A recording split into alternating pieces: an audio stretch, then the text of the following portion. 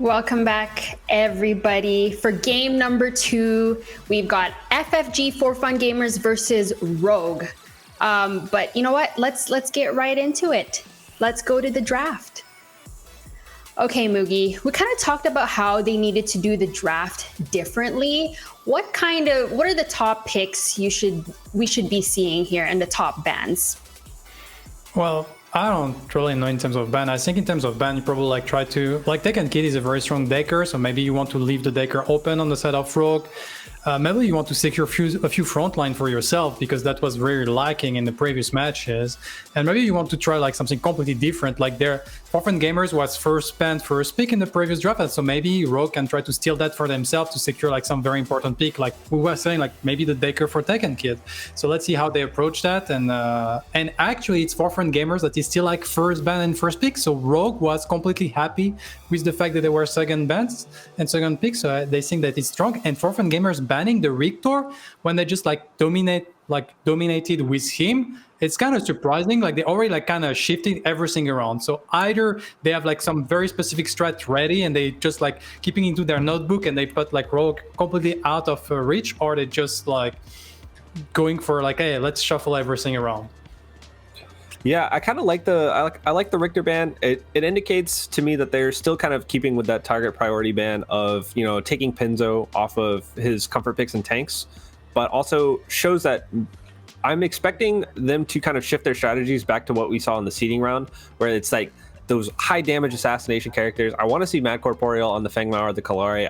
I love it when he plays that. He gets to impact the map so much. He's also a big fan of Chimera, so seeing that. But the Rogue ban of Sevarog, that is absolutely this character dominated us last time. We did not have an answer for it late game, and we don't know what to do. So it's just in my mind, this says we're scared of the Sevarog. We don't know how to deal with it.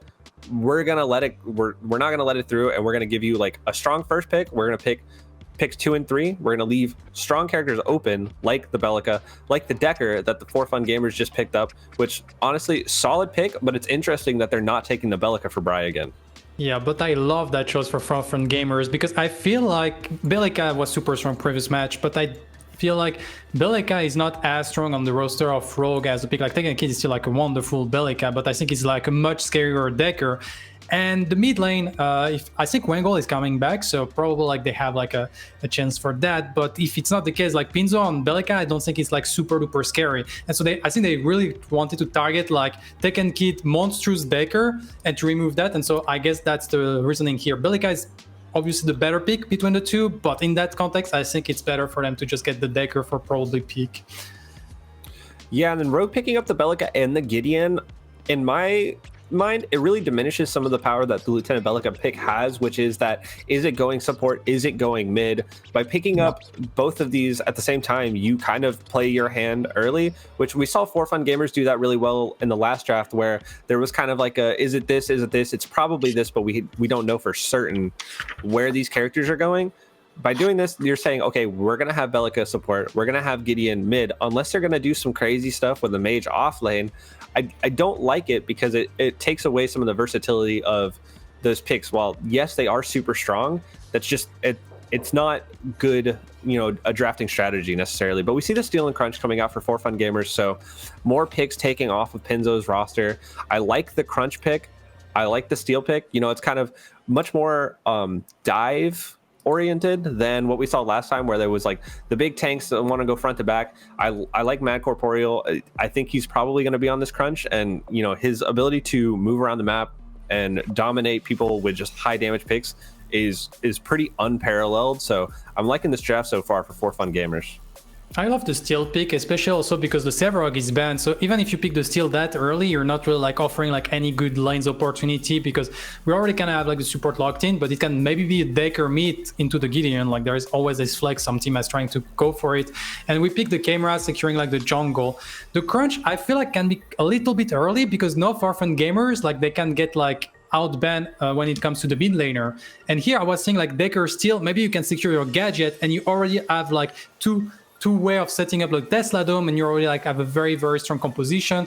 even though you're sacrificing a little bit of strength on your like jungle pick, but here you're kind of sacrificing a little bit of strength on your mid pick. So let's see what For Fun Gamers is, we go for a Faye ban. Okay, so we're not absolutely like not scared about the gadget. Probably they believe that Bree is not like that dominant, or Gideon is super like strong into the gadget, but it's the Faye that has been removed. Yeah, the Faye ban is interesting. It's definitely targeting, that kind of like wombo combo style that we've seen, where you see the Faye ultimate into the Steel ultimate into the Decker cage, and then you kind of just let your carry run wild. I'm not sure if that was ever going to be the strategy that For Fun Gamers was going to go for. Historically, they like the high mobility, move around the map kind of play style, and the Faye can do it, but I think that the gadget is probably going to be an overall higher priority pick. So it's interesting to me, but we see the Drongo ban come out for Fun Gamers. That to me is a great ban because we saw what Drongo does to Crunch last game, where he runs in and you just gag grenade down, you shrapnel cannon away if you have to, but it shuts down that character entirely. And then it lets the door open for Kira too, because Drongo into Kira is just, it shuts her down completely too. So I like the Drongo ban for Fun Gamers. Yeah, I really like the Drongo. We decided to secure the Revenant, probably like because we're happy with the Belica Revenant lane, a very, very strong kill lane. Of course, like the Decker can fight into this type of kill lane, but that means that the carry that will come with it needs to be very, very careful. I have to admit, I'm very, very surprised by that Faye ban. Like, you already have the Gideon that can just turn space away from the fly trap. You have the Chimera that have the Invigorate to just like counter the fly trap. So I didn't feel like Faye was really a danger for Rogue at that moment in the draft. Compared to like here, I still feel like the gadget is absolutely monstrous. You have the Crunch to set up, you have a Steel to set up, you have a Decker to set up. Like, I feel like the gadget is absolutely monstrous, and we see the gadget Twin Blast. Twin Blast, arguably like the best carry in terms of win rate in the PCC 5 so far. A very, very good scaling. You looking to have like two very like strong damage dealer because you already have all your CC set up with the Steel, Decker, Crunch, and Twin Blast gadget. What better combo of physical and magical damage you could hope for and dream for? Yeah, there's a lot of damage coming out for Fun Gamers. It's interesting that they picked the Revenant into the Steel Crunch, and maybe that's kind of some of the thinking behind Faye, is that they're saying, okay, we know that we want to pick Revenant. What would shut down the Revenant very hard? It's the Faye. He's no mobility. You don't necessarily want to have to invest money into that self-cleanse, CC immunity, where, now you can kind of invest into a little bit more damage. He can potentially one-shot the Twin Blast by taking him into the Nether Realm, landing that Q, landing those fat autos, picking up the Greystone last. I'm not really sure what this does for the team comp overall. It seems kind of almost out of place to me. I guess like they were looking for a frontline because once again they were like completely out of frontline and they just tried to pick something at that point. You have like a lot of dive potential with that comp, to be fair, with the Belica, Chimera, Gideon, Greystone, Revenant that then go into the Reckoning. So that's maybe what they're trying to do. But overall, I feel like For Fun Gamers once again have the better comp when it comes to it. Very, very like well-rounded comp that can do a lot.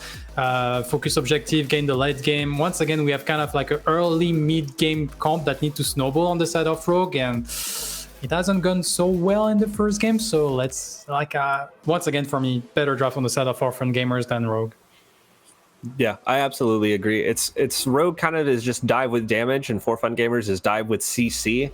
And I think CC, and at least in my opinion, it gives you the advantage overall because it's a utility. Damage is damage. You can get it from kind of anywhere and everywhere. Utility is something inherent to the character kits. You can't pick it up in game. You can always buy more damage. You can pick up some utility. There's a couple items that knock up. There's Silentium, but overall, it's if you're drafting CC, then I think that the advantage is definitely in the hands of For Fun Gamers. Oh man, but Rogue can't lose this game. If Rogue loses this takes out Rogue from the competition and FFG moves forward in this best of 3, since FFG already took game 1. But, Mugi, what does Rogue need to do with their team comp in order to counter like what For Fun Gamers has? Well, to be fair, they have a few things that can be good. Like, especially I look at the mid lane, they do have the Gideon with a camera against a gadget. You can really like bully that gadget and get like full priority for the mid lane to rotate and the jungle to rotate. And so maybe like, and they also have a Bellica Revenant on the dual lane that can like apply a lot of pressure on the Decker Twin Blast. So for me, they should use that pressure that they will get for the mid lane and the dual lane early to start invading the enemy crunch and stealing buff and trying to get this camera rolling and snowballing, and then maybe you can secure like multiple Fang Tooths and try to snowball the game out of control from the pressure of those two lanes. But you should try to forego like any like 4v4 engagement because you don't have the CC to sustain those engagement. And so that's really like what they should be focusing on, trying to get this camera, punish this gadget, try to get pressure on this dual lane, invade the enemy jungle, and try to snowball out of that to put this crunch behind. And if crunch is behind, the Twin Blast and gadgets will take a long time to get online, and you maybe have a long window until the 25 minutes into the game to actually like finish the game. But it won't be that easy because there is a Decker in this dual lane, and it's not that easy to force a Decker always on their tower. Yeah, and playing against the Decker is definitely very, annoying. You're right about TB and Gadget taking a little bit of time to kind of go online. They need to have that pressure from Team Rogue. But anything else you'd like to add tricks when we were doing the draft?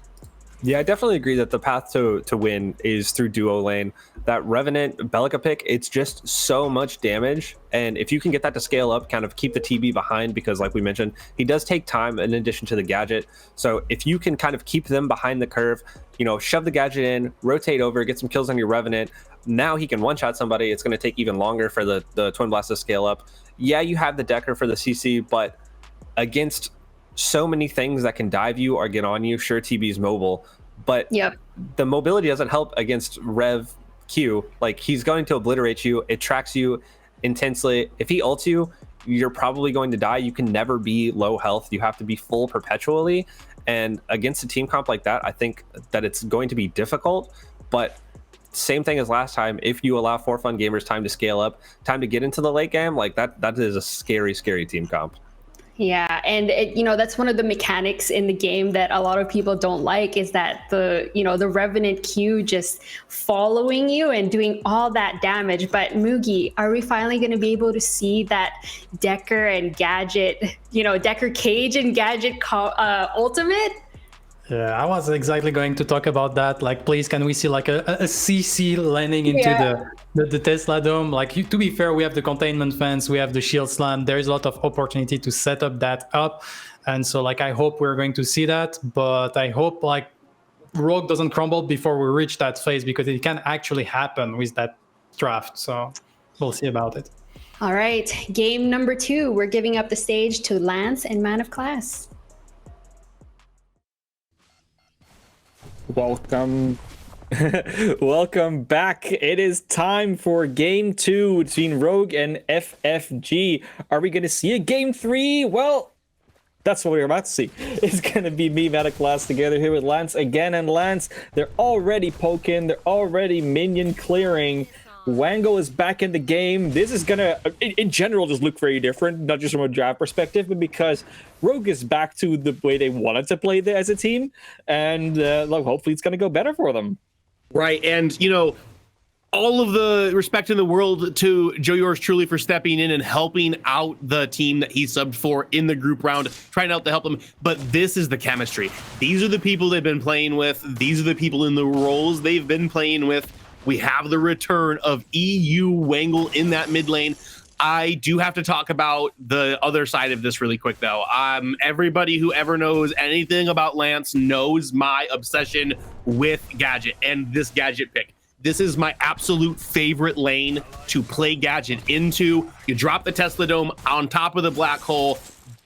Gideon can't go anywhere, and he just gets fried. I also think she's a decent pick into Bellica. I have gone rounds and rounds with my other co-caster, F6, about how that lane works out and how that works later on into the game. But Bry did an amazing job last game. He's going to have to do another good job this game. And actually, the action is going to start super early. And it looks like that's going to be Matt Caporal going down nice and early, as Blue Jay is going to get a nice counter gate here, going to pounce forward as well, get one. maybe not get that second one as well, as he doesn't want to follow Peak back into the tower, but that's 2 kills already for Rogue. So exactly the start they are looking for, as they can just absolutely snowball a game with this Chimera pick. I do like the aggression just from both teams early on, like the double jungle rotation into the duo lane. Didn't quite work out for FFG this time around, but hey, Lance, what I'm saying, if we get a game 3, just going to be more fun for us. So yeah, well, FFG might, if they throw it, then they throw it, but at least we're going to have a game 3 to enjoy, because yeah, both teams are kind of resetting here. I mean, FFG having to reset into, well, that's now Rogue that's sort of all playing on different positions. Rogue having to reset with actually having that team now around. So this should be a more advantageous position for them to be in. But Pinzo on that Greystone, already under pressure. Zephyr, I mean, if there's not a flash online, that's just Pinzo going down. That's exactly what's going to happen. Zephyr, ridiculously low, has to run away from the minions. So yeah, no follow-up. Zephyr will get away from that, and it's a trade back after the double kill in duo lane. The off lane now in control for FFG. 2 games in a row, Pinzo is dying at level 2 to FFG. That is not what you want to see if you're one of the hundreds and hundreds of people that watch Pinzo over on his stream every day. But you know that guy's got that grind, that he's got the mentality where he's not going to tilt. He's going to continue to do what he wants to do. And once you hit level 6 on that Greystone, that match completely changes, as he's basically got that second life. He just needs to be able to not feed that steal up into that point, because the last thing you want is an unkillable CC machine in the steal. Wangle and Bride is trading blows back and forth. Wangle poking a bit, but they're both going to go for those river buffs. Actually, I think Wangle might have been picked up already. Yeah, Mad Caporal goes over, picks the right side of it up. So that's going to be a little bit of a mana advantage over to Bride here, who's got the early push advantage as well. Oh, they're putting that pressure on the Pinzo. They want to make this man's life miserable. I mean, rightfully so. You have Pinzo back in the off lane, so they got to warm up on that roll again. You put him on the Greystone versus the Steel. Yeah, put that pressure on the lane. It's gonna go great. Ooh, and there's the gank into the mid lane, but that champion Gadget, she is so safe. She's got that speed gate. In order to get herself back, you follow her through it. You can get rooted yourself if you touch it. She's got the passive in order to give herself a little bit of a shield, a little bit of a damage back as well. And she's going to be able to retreat into her tier 1 tower. Still has the flash up as well, but Blue Jay still smelling blood over in the water here, as he's potentially looking to gank the dual lane again. Actually, it looks like he's just going to get a reset off over by his 5, or over by the enemy 5 camp. No, moving back into the river. Actually, I can't read what Blue Jay is doing for some reason right now, but it's just a little bit of a neutral game. Let's talk about the strategies that both of these teams need to use, right? So we see an early advantage coming in this off lane, as I was just about to start talking about it. Time to talk about this, Lance. He's got to keep on smacking each other. Right. So anybody that's ever fed or played against a fed steal really understands how menacing that can be, how difficult it can be to get through that front line, especially with the damage mitigation that can come out with him throwing his shield down. Do you think the steal, if he gets far enough ahead, can be enough to counteract how strong this Chimera is, how strong this Revenant is going to get late game? And there is a very real possibility that is the case. I do think that dual lane is doing well enough that the steal won't really get too far ahead from them. But we got to see a little bit more coming out of Pinzo. Now that they have level 6, it's going to be a little bit easier to play against that steal. You have potentially the second life like you were talking about. So you're feeling a little more safe about yourself. But it's still going to be the question of, like, do you want to invest resources to just fight against the steal, or do you want to save that for, like, in the middle of a team fight for, like, objectives that matter rather than just laning? Because that's essentially what you're talking about right now, is Pinzo being pushed back, is having to worry about, can I lane? And at that point, even if the steal is not super far ahead, you're still winning.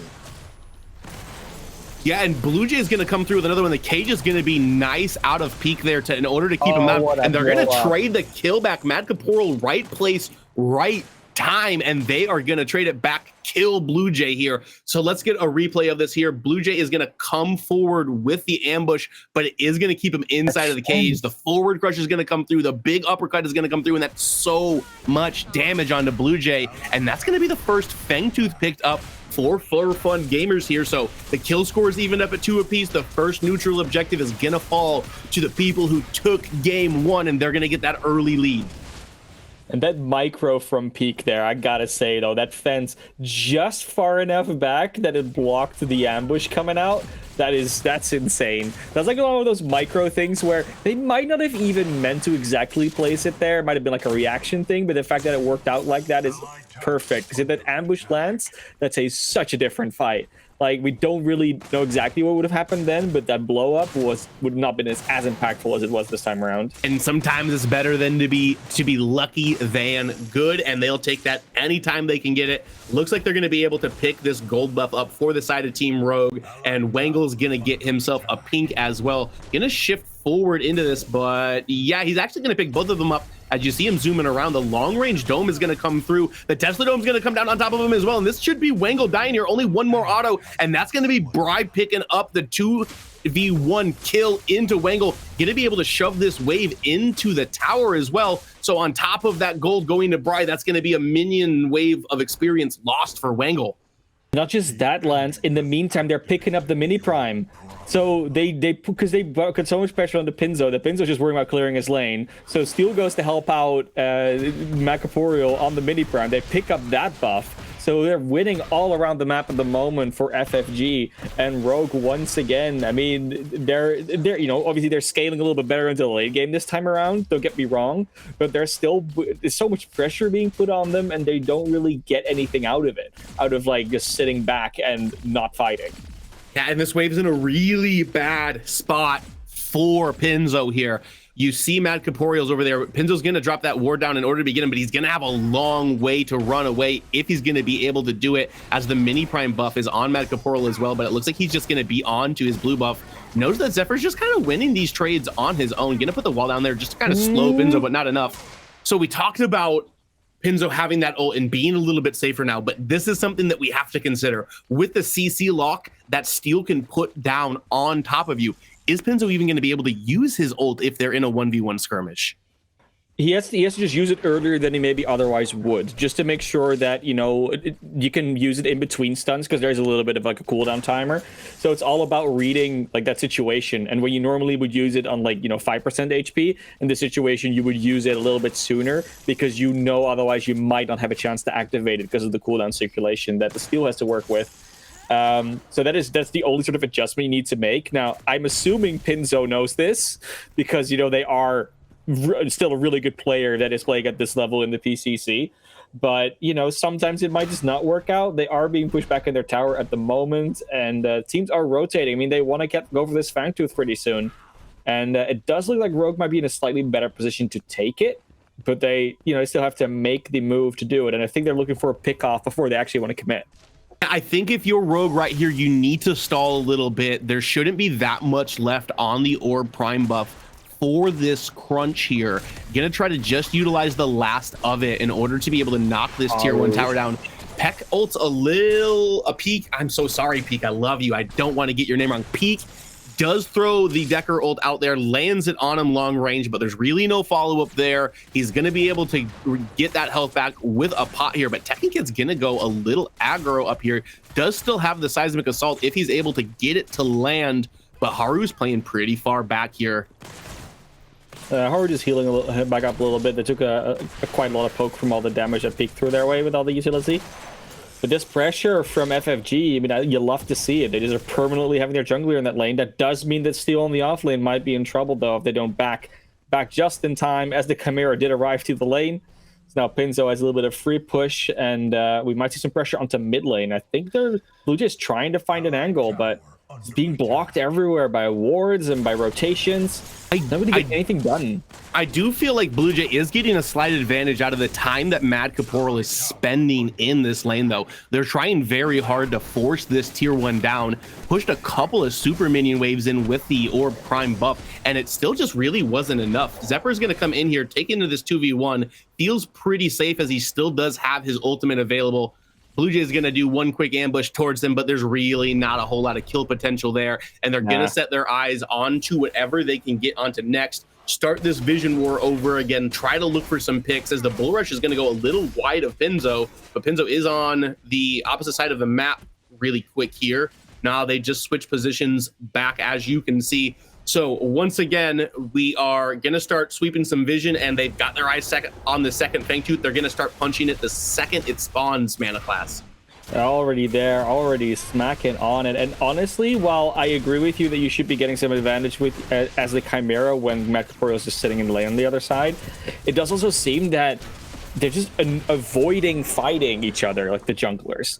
And from both perspectives, there is some logic to it. Like, there's a reason why you wouldn't fight Crunchy. Oh no, Wangle! There's definitely a reason why Wangle should be getting the heck out of there, and that's exactly what they're doing. Good portal, rush.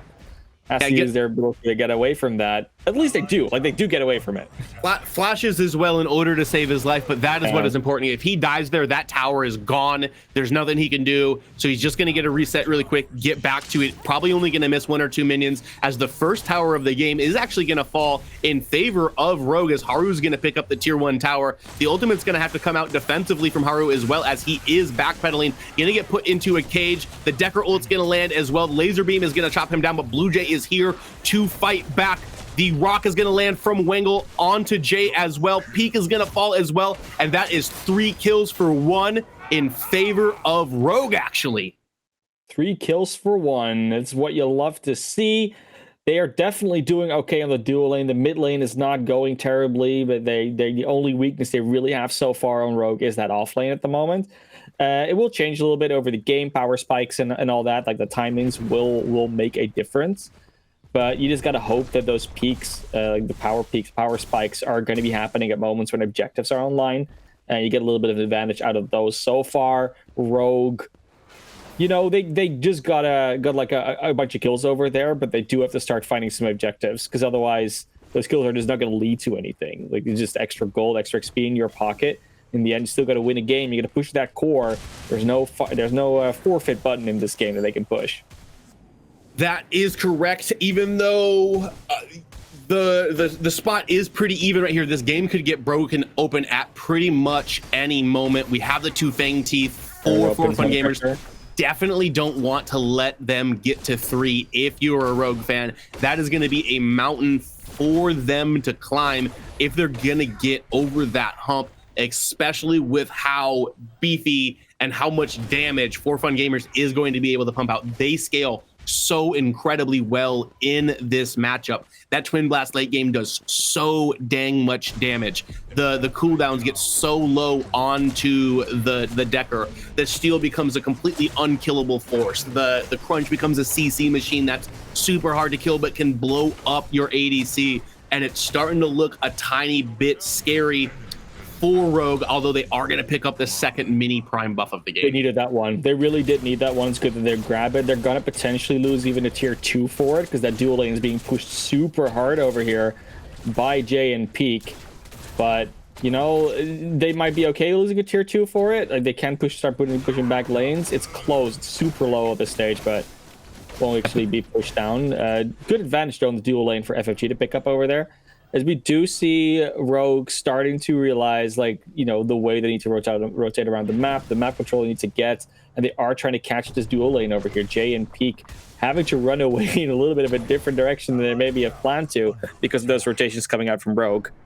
There are few champions in the game that are as scary at the 17-minute mark as a Chimera with the mini prime buff, though. His ability to just run from lane to lane and get in there and stick to a target and make sure that they die while he's got those boosts to him are just so threatening, and there's so much you have to do in order to be able to stop that. So For Fun Gamers is probably going to be a little weary of the gas pedal for the next couple of minutes. Gonna have to kind of sit back, try not to let Blue Jay pick any of them out, as this is kind of the first time in this match they've been in an unadvantageous spot for themselves. Ooh, actually, it looks like Pinzo got caught between 2 characters here, as Mad Corporal is going to come through. The empowered uppercut is going to come. Oh, no. The second level on the ult is available for Pinzo. He's going to have to use it, but that's still 2 full health people there. Jay and Peak are going to roam over and try to help a little bit out as well, get a little bit extra gold into their pockets as that is the clean up of Pinzo there as he was pushed past his river, past his tier 1 tower. That is down, not where you want to be, even though they do need to get some split push alive. Like I said, Pinzo can be okay, you know, if you can out cycle or like work around the ability cycle from the steal. But if it's a steal and a crunch, yeah, okay, that's just too much CC. You're not gonna get away from that one. Yeah. Now there's gonna be a chase onto Blue Jay and Wangle over here in the jungle. They don't want to let them find the value that they want. Nice rotate back around to the tier 2 or the tier 1 even still in the mid lane. I think they're going to go into the Fangtooth pit here. There's someone straggling on the side. I can't quite see who it is. I think it might be the Gadget that's still coming back to the fight. But this is going to be an explosion here, Lance. It is, and this is huge. If Rogue gives this third Fangtooth up, I've already said it a couple of minutes ago, but they are in such a hole if that happens. But Brian might get caught out. Gonna use the speed gate in order to drop that root down. Gonna drop the Tesla Dome as well. So that's really good for Rogue. That is one of the biggest damaging abilities. The black hole is gonna pop out, but they're gonna interrupt it right away out of Wangle. The rock is gonna go over the heads of all of them, but it looks like For Fun Gamers health bars are the ones that are low as Blue Jay is wreaking havoc into the backline. There's gonna be an ult onto Zephyr from Haru as well, who's actually gonna be able to take him down. Only Bry remains for For Fun Gamers now, and he's gonna have to get out of there if he wants to be able to survive. Doesn't have the Tesla Dome in order to be able to try to steal it either, so that's gonna be Rogue showing some life, stopping For Fun Gamers from getting that percentage boost with the third Fangtooth, and that's exactly what we're looking for Rogue. They need to slow this game down, get themselves back into it, and that's a great way to start. They're speeding it up for themselves, which is exactly what you want to see. It's even better than slowing the game down for the other team. It's speeding it up for yourself, and now that they've gotten themselves sort of back into this game with that, they're gonna start rolling. They're gonna start trying to snowball. They especially with that Fangtooth buff that they just got. But that fight, like, so much comes down to the fact that Bry didn't rotate in time to their team. They were completely cut off from getting to that pit as the Gadget because the entirety of Rogue was between them and their squad, between them and the Fangtooth.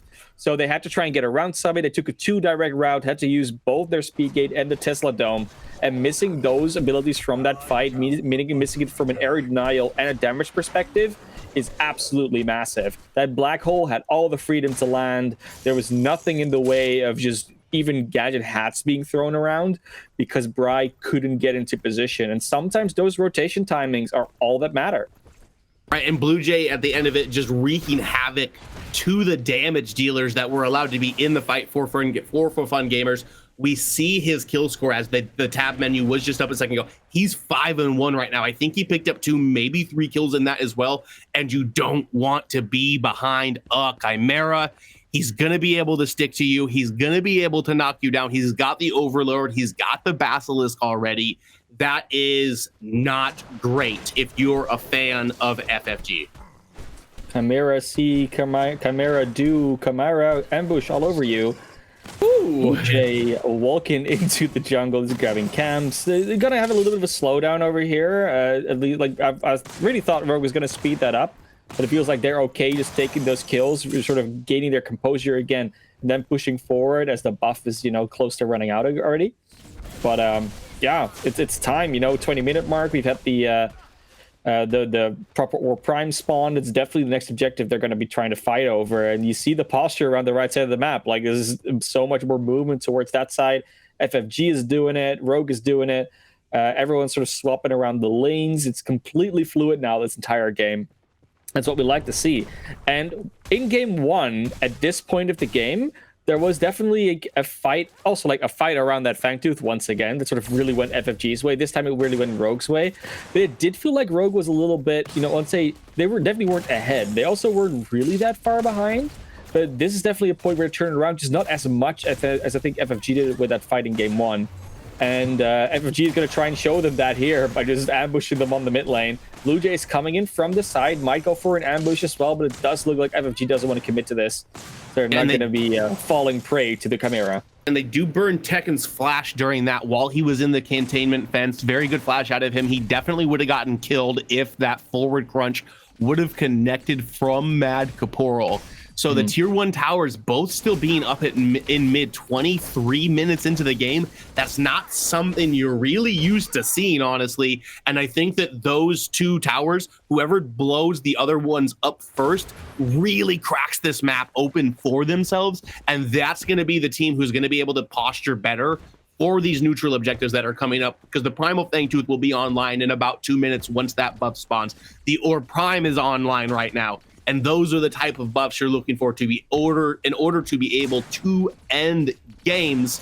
So wouldn't be surprised if we get a little bit of an ARAM action going on here where they're sending multiple heroes in it. And actually, it looks like For Fun Gamers is going to get the advantages. They're going to pick Haru with Mad Caporal dashing into the side. They've got those minions pushing into the tier 1 tower now. But hey, instead of getting that tier 1 tower, like Lance is saying, why don't we be pros and go for the Orb Prime instead?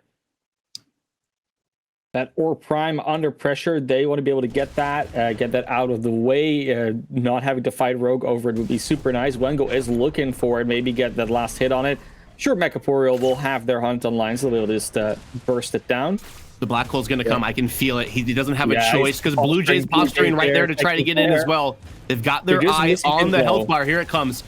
Blue Jay's going to come in, but they're going to immediately turn him around with a steel ult. That is going to be Wengle going up, but it doesn't look like they were able to take the Orb Prime. Blue Jay's in here chopping down onto Peak, but he's going to be able to follow up with all of the CC from Decker, but all the CC in the world does not matter. When you have a cleanse in your kit, you've got that right mouse button in order to be able to continue to jump to it.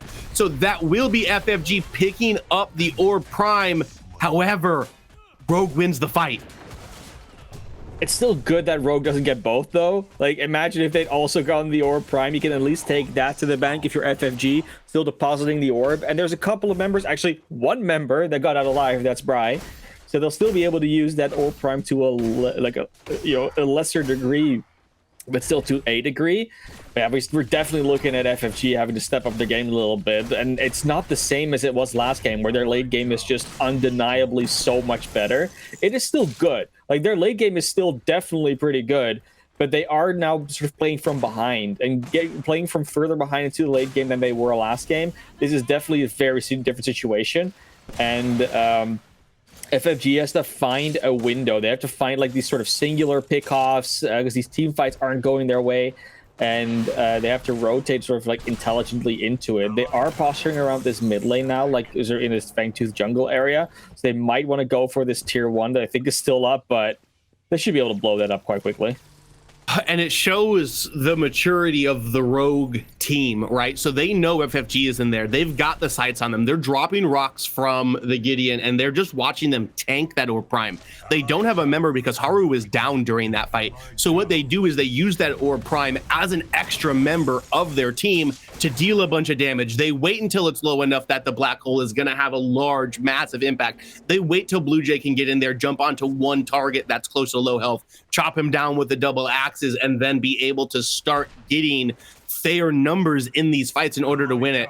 And that is a big testament to how comfortable these 5 players are together, and something that you really didn't see in the last game while they had that sub in there with them and they had their players in their not comfortable roles. So really great signs of life out of Rogue here, saying that they don't want to just come in here, lose 2 games, and then go home. They're wanting to fight. They want to be shown tomorrow. They want to make the money. Yeah, it's funny, right? Because in both of these games so far, we haven't really talked too much about, like, you know, the ADCs, the supports, but they're playing such a strong game, just like, I would say existing, because they do obviously a little bit more than that. They're playing a really good game in terms of like the positioning that they're in. Because you do see, yes, Blue Jay is like jumping on them, getting these eliminations, but you do see that the positioning of the Revenant, of the Decker, of the Bellica, both teams, like we're talking about, like Toon Blast as well, that they're putting themselves in these positions where they can do the optimal damage without being in as much, you know, threat as they could possibly be. And that's a really hard skill to pick up, especially when these teams are so organized. It's very hard to find that fine line between I can do damage or I'm in danger and can do damage. And usually they put themselves just a little far enough back that they're not actually in that much danger, or there's like a response that can come from the other side. What does interest me is seeing how these like team fight initiations are going to go, because effectively, you should see that FFG has more sort of like counter resources or more resources to control the space around them. Whether it's the Tesla Dome, whether it's just Steel existing, whether it's Crunch existing, whether it's the Decker containment fence. They have so much they can do to sort of deny Rogue things they want to do. But so far, it's been Rogue that's been able to almost initiate Rubber Band and initiate again. And FFG hasn't really found a way to deal with that. Like, these situations where Pinzo just gets blown up on their own, yeah, of course FFG is going to do this. Like I said, there's too much CC. Pinzo cannot get away from this unless they have too much mobility and a flash left, which is not the case at this point in time. But FFG needs to be able to do this with more members and more often in order to really come back into this game. Man, Pinzo is blowing so much to try to get away from this. If he's able to do it, I guess it is worth it. Under tower. And actually, you know, the ult and the Phoenix makes it worth because they're contesting this other side, and the jungler is not here for FFG, which makes it just free to pick up. And then Peak is in a bit of danger, that close to a burning Primordial Fang buffed up Chimera. And a great macro play comes out of Rogue and their jungler Blue Jay. Exactly what we were talking about earlier. They're comfortable that they're together now. It seems like Pinzo's doing something that's a little silly, but Pinzo's playing 3D chess while we're all playing checkers, and he's just wasting time for them. We didn't even catch it on the minimap. We're so distracted by the action that's going on. I was like, Pinzo, what the hell are you Phoenixing for? Well, and then I see what's happening, and it makes so much more sense to me. I also do believe he got out. Find out why the Greystone got picked, right? Like, this is no, he didn't get out. He didn't get out. Okay. Yeah. But we did not, like I said, we kind of figured out why they picked up the Greystone in the end, right? Like, this is why, because Greystone can do this. There's no other character that can just stand in a fight and die, and then die again, and then still run away. Like, the amount of resources that are getting wasted on this Greystone, like this individual Greystone, it's. I really don't think there's any other character you can do that with, and like for that long, because it's the health pool plus all those cooldown abilities. And Blue Jay is just seeing red every time he's seeing somebody. He's right mouse button. He's jumping straight to them. He wants to fight, and he's right to want to do so. They have two Fang Teeth for themselves. They've got the Primordial Blaze burning within them, and the fight is about to pop off. Here comes the black hole out of Wangle. That's going to be Mad Corporeal just getting sucked into hyperspace there as his health bar is going to go down to nothing. That should be an Orb Prime picked up for Rogue. So insane. Like, you see them walking forward and then they walk backwards. Like, they're really baiting in FFG half the time. Whatever the Rogue is doing, they are controlling the game. They're controlling whatever FFG does is because Rogue wants them to do that exact thing. And FFG is not making their own moves anymore. They're not playing their own game. They're playing Rogue's game, and Rogue is having a great time of it, picking up all the objectives at the moment, picking up all the pressure, picking up all the eliminations. And even when FFG does get an elimination, like on the Greystone, it's still because Rogue wanted it. Like, yeah, of course, it's better if Greystone gets away, but it didn't really matter. Like, that was a kill they were happy to give away. And now they have the Orb Prime. They already picked up the Primal Fangtooth earlier. They're just pushing up the waves, getting these objectives. The only thing that Rogue is still like sort of struggling with is getting these towers down, because it is just inhibitors on their side, and there's still a couple of tier 2s left on FFG's side. Yeah, it looks like all three of them. I would expect that to potentially change with this Orb Prime buff push that they still have going on here, as they are just going to start eating the enemy's jungler there. Looks like a nice, cool, slow motion jump out of Blue Jay there that looked pretty sweet. But yeah, we've got this pressure coming in. The first of the minion wave should be crashing into this tier 2 in the mid lane any second now, as yeah, they are walking up. Wangle's got the pressure on the other side as well. Gadget's got really good wave clear, but it is so hard to stop these Orb Prime minions. They are pressuring all three of the tier 2 inhibitor, or not inhibitors, I apologize, tier 2 towers, and it's gonna be all three of them following bang bang bang just like this, as Pinzo should be able to pick this up as well. Left one just fell to Wangle as at almost the exact same time, and now we're tied up in those towers. Only inhib stand for both teams. However, Rogue still has about a minute of this Orb Prime buff left. Yeah, they're not done pushing just yet. Wangler on the side, they can effectively split push all of this. These minions are not standing a chance against the power of a Gideon. Obviously, they don't. There might be a lot of pressure on these inhibitors as well. The mid one is already down to less than half HP. They get a bunch of damage onto this left one as well. The right one's being pushed at the same time. Like, what is FFG supposed to do here? They need to pick a fight. They need to find an opening and pick off 1 or 2 players of Rogue and just retreat. Just play defensively, get those pickoffs where you can, and then you can start pushing out again. But at this point, they're just waiting for the inhibitors to fall. They're so scared of these Rogue players. They're so scared of that Orb Prime buff that they've got. Right, and I'm starting to think that they finally made this right move. Okay, so they brought Zephyr over to where the rest of the team is. I think they need to send somebody else to try to stop Pinzo, clear the waves out against them, and Zephyr needs to be with his team, because I think they need a giant steal ult if they are going to be able to get a pick off and win a team. And here it comes as they caught Pinzo a little isolated. However, he's a big beefy boy. He's got that health regen from the Orb Prime buff as well, and they've got their eyes set on this left inhibitor. The only target they can catch is Pinzo, and Pinzo is the current target that is baiting to catch them. It's a good containment fence. Blue Jay is definitely stunned up and contained, but doesn't really mind. Just starts swinging the axis and threatening everyone away from it. Pinzo, once again, goes low, but Pinzo is the one that they wants to get low. Pinzo is the one they wants to push into FFG's face, like, here, catch me. You can catch me. You can, but it doesn't really matter if you can catch or kill him, because there are still 4 other members that are bursting you down in the meantime. They did already lose the Decker, and now FFG with a 4v5 trying to push back out of the map. No inhibitors left alive. This is going to be Rogue's game to lose at this stage. Right, and the Primal Fangtooth is up again. The thing that really tipped it for Rogue in this game, they're going to get it again, and then the combat power that they have is just going to be too much. Ooh, they're going to try to bait. This is going to be exciting. Watch this. Matt Caporo's going to peek, and he's just going to get blown up. Oh, he's going to have to flash away, and there is no burn damage coming, so he needs to be careful here. But the rest of FFG has to retreat as well. The ult isn't able to go off from Blue Jay there, but once again, they just have the priority over this side of the map, over this Primal Fangtooth pit, and they should just turn and blow this up now that the bait did not work. It definitely did not. Primal Fangtooth is going to be taken. It looks like Mad Caporo fell somehow. I'm not sure if maybe the super minions caught up to him. He burnt out? I think he burnt out. It was either burnout or the minions, but pretty sure it was the burnout, because the minions pushed out way too far.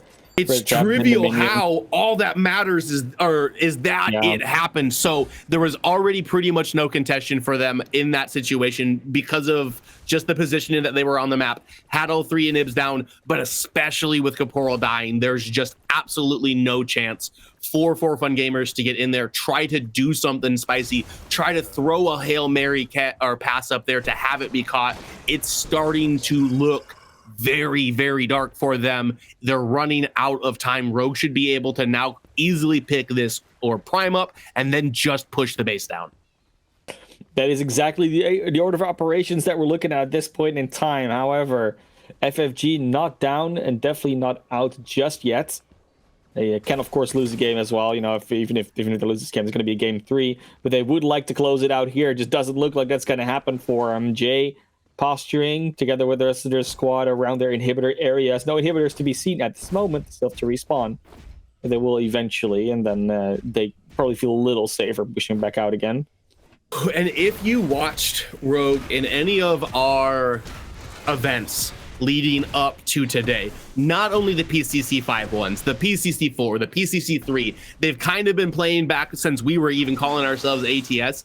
They have always had so big, like such hugely competitive games, and this series is not disappointing in the least. They will not go down like suckers. They are going to at least pick one game up here. From the looks of it, we don't want to put our horse in front of our cart here, as it isn't over until the core falls. But just a huge shout out to Rogue for always putting on such entertaining matches to watch and to cast. It is Orb Prime time, and they're doing it. We have Macroporial split pushing on the dual lane. That look so there's not really going to be anything they can do in terms of bursting down the Orb Prime and stealing it. They are going to pick it up on the side of Rogue. Like I said, we do have the split push going on for Macroporial, and I think Rogue might just ignore this entirely and say, you know what, if you want to try and split push, no, they do send Pinzo back. Yeah, Caporio's they gonna send have to Pinzo keep him back. to base. Exactly. That Yeah. means Matt Caporio. But Pinzo's going to be able to stop him. Oh, he Oh, caught him barely. shopping. He That barely is did it. that is not good for Matt Caporio. Tried to have the nerves of steel. Thinks he knows how long it takes for Greystone to be able to walk to him. But this is kind of what they're looking for here. Pinzo's just trying to delay. Not having the crunch there is massive, especially if he's going to be able to kill him like he is. Pinzo's the hero. He starts off, you know, having a little bit of a rough game in both games, but what he just did there in order to take this crunch away, to stop this push in the 4v4 situation, Rogue is so much stronger than FFG is right here, and this should be able to be the end of the game as they're going to clean up these 3 inhibitors as they all start to spawn. Yeah, that's going to be the inhibitors down once again.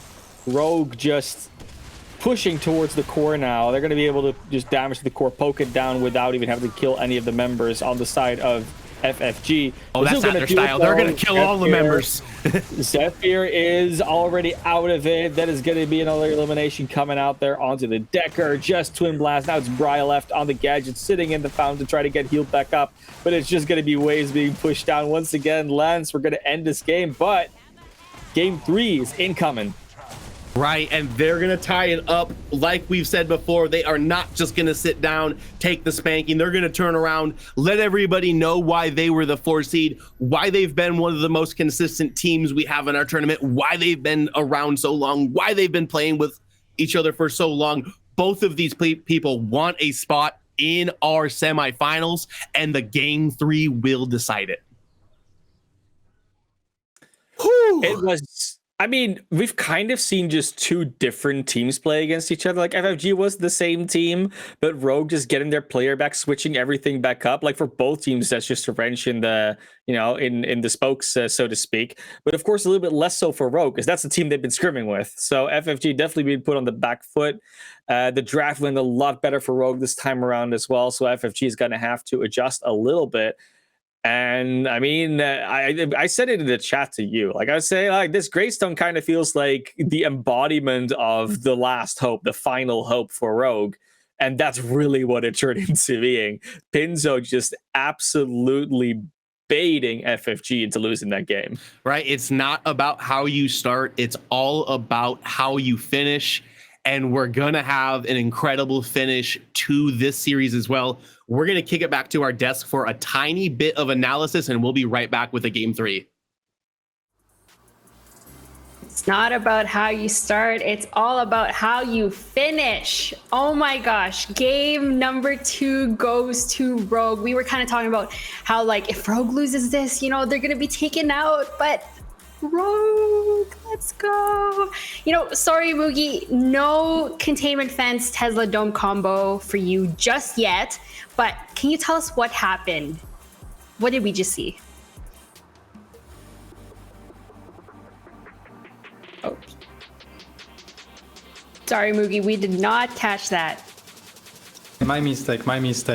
Yeah, so like the thing is, I was super surprised that I'm going to say that one day Greystone win the game. Like we were like, what is this Greystone pick? And in the end, like it just won the game. And for me, it doesn't won the game from the pick. It's just like Greystone, you should ignore it. And FFG didn't ignore it. And they just like chased the guy that has 3 life and suddenly it started to crumble. Like, and yeah. You have to not go after the Greystone, you have to go after the objective, and Rogue take advantage of that. And suddenly, a lot of people being out of position on the side of FAG, every single big objective in the late game goes to Rogue, and they just like win the game from that. Yeah, amazing play by Rogue there. Great job to Pinzo. That was when he killed the crunch there and stopped him from backing. Chef's kiss. But Trix, tell us what you thought about what we just saw. Yeah, it was crazy. It was back and forth, but I mean, really, it was kind of like the Wangle Blue Jay show. They both had insane score lines. We were talking about kind of the duo lane, you know, how like they have a lot of damage potential, a lot of kill potential. And then we saw Pinzo early on die, but then, you know, the Phoenix pickup, I think a lot of people were like, he has 2 lives already. Why do you need a 3rd one? And he showed why he needs a 3rd one. He bought his team so much time. And then while they're 2v1ing Pinzo over there, his team's taking Fangtooth. FFG tries to contest 3v4 without their front line, dies, and you know that was kind of the beginning of the end. But for some out-of-game analysis, you know, we saw Wangle back in this game, right? Yes, that's true. Wangle we did. does not have Wi-Fi at his normal house still. What he did was he went out and bought a hotel room to use hotel Wi-Fi to play in this tournament. He is such a team player. Oh my God, hotel Wi-Fi diff. I can just see it in the chat. Everyone is saying hotel Wi-Fi diff. You know, great plays by Wangle. Joey did a really good job during that game 1, but maybe it was just the Wangle diff also this game 2. With Wangle in his mid lane role, he was able to do what he needed to do for his team. But anything else you'd like to add, Trix, about what we just saw? Yeah, I mean, that was a crazy game. I think that FFG, they need to figure out a way to unwangle themselves, to go back to what they were doing in game 1. I think new draft, new team. It's like Mugi mentioned, it's practically like playing a whole different team. They have the info, they have the data, they got the download. Let's just see if they can execute in game 3. Anything else you'd like to mention, Mugi? Yeah, I still feel like FFG was in very good control of that game. They got like the first 3 objective. It's just that it started to fall apart. Third Fangtus, Brie got zone out, and then like suddenly they kind of tried this all prime and they got wiped out, and then sometime Mad Corporal is out of position on many objectives and suddenly the game fall apart. So I still feel like FFG is a stronger team from what we have seen from those 2 games, but they need to regroup themselves and still like execute perfectly, because at that level you do some small mistake, and Rogue is not a team that is gonna let that happen and take like the W for themselves if you do that. All right, everybody. Thank you so much for still tuning in. We are going to go for a break. Don't go anywhere because we've got game number 3 coming up next.